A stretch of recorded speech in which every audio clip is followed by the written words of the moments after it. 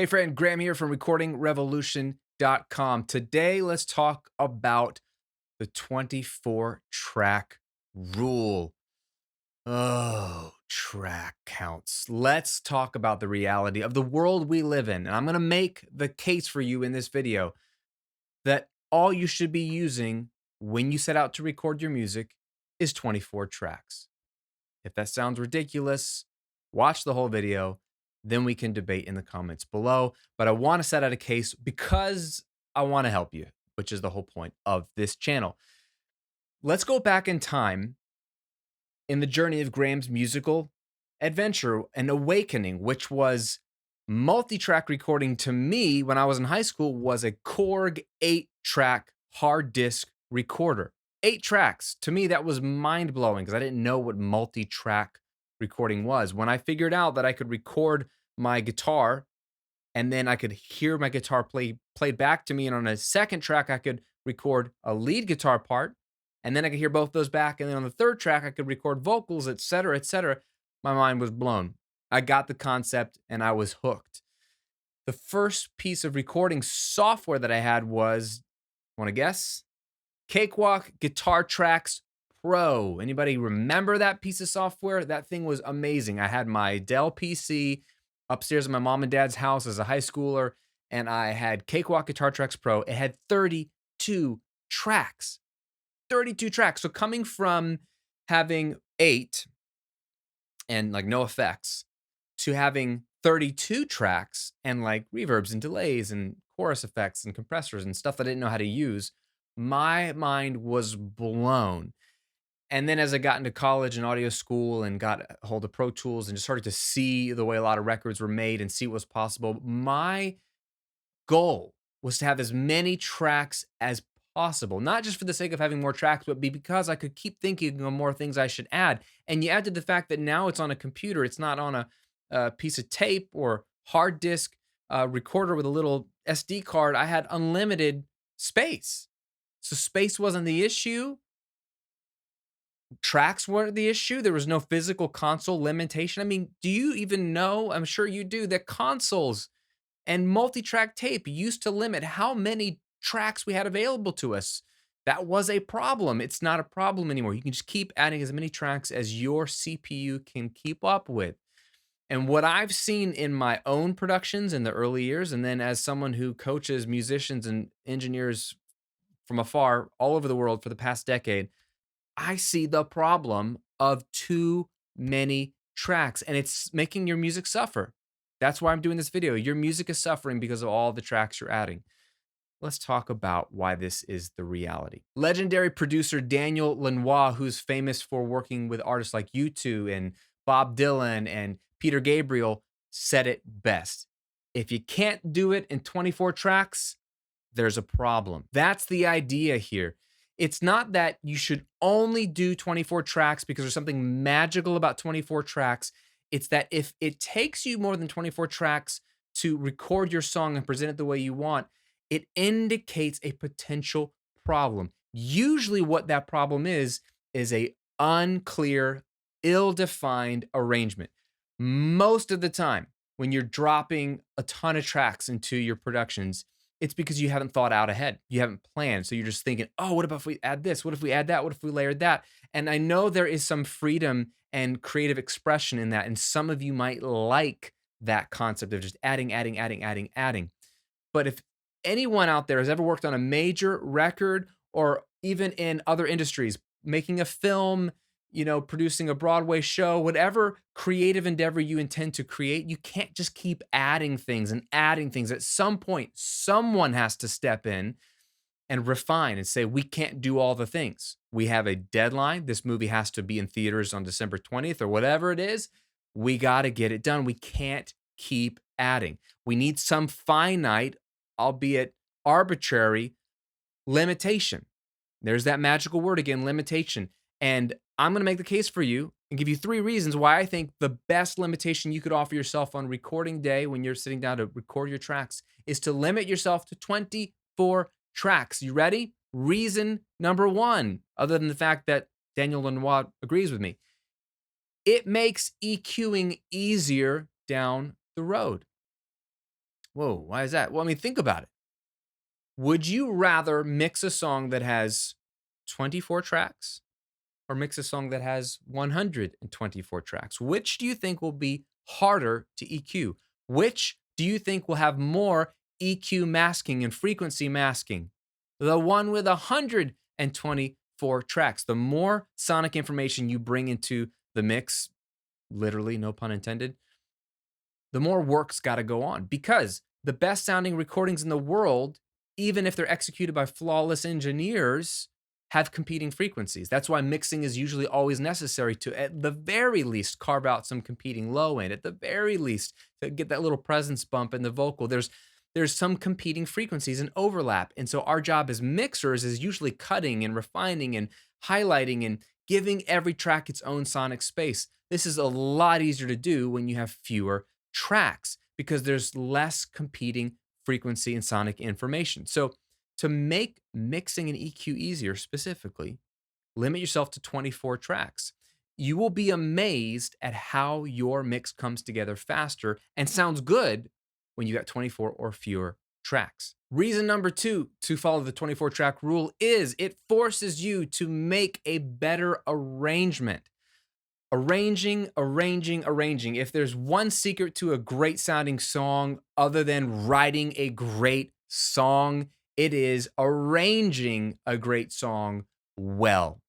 None of that has to do with recording. None of that has to do with mixing. None of that has to do with mastering. None of that has to do with DAWs or microphones. It has everything to do with art and the art of arranging a song in a way that is compelling, that tells a story, that draws the listener in. It's like having a movie that has great actors, beautiful set design, amazing special effects and sound effects, but a really broken up, chopped up story that doesn't flow and makes the listener or the viewer go, what the heck is this movie doing? Where is this going? Right? If you've ever geeked out over the whole making of Star Wars, how the original Star Wars A New Hope was like saved in the edit. I think it's literally a YouTube video, how Star Wars A New Hope was saved in the edit, is a great example of how the flow of the storyline of Star Wars actually wasn't that great until it was fixed later in the editing process. A lot having to do with George Lucas's ex-wife, his wife at the time. She really saved Star Wars because she made a better arrangement of the scenes and the flow. It just goes to show that flow and order is everything. So you could have the best song in the world with the greatest hook in the world, but if the arrangement is flawed, your mix will be flawed. All that points back to 24 tracks. Why? Because when you have fewer tracks, you cannot be lazy and just add stuff. It is lazy to just layer stuff. Lazy. Unless the layering is in response to a well-crafted and developed arrangement, then I'm okay with that. And I won't be the 24 track police on you. But most of the time, from what I see when I interact with many of you, is you're just adding something as you think about it. What about this? What about this? What about this? And it's usually after the fact, and it's usually not coherent, and it has no vision. So if you were to arbitrarily limit yourself to 24 tracks on recording day, you would have to do what? Pull out a piece of paper, have track numbers, and then a blank next to each number and say, well, what am I going to record in track one and track two? And what are we going to add? If we only had 24, if we pretended like I had a real console, it was only a 24 track console, what would we include? Which really you're asking, what would we exclude? What can we get away without? Which is so important to know.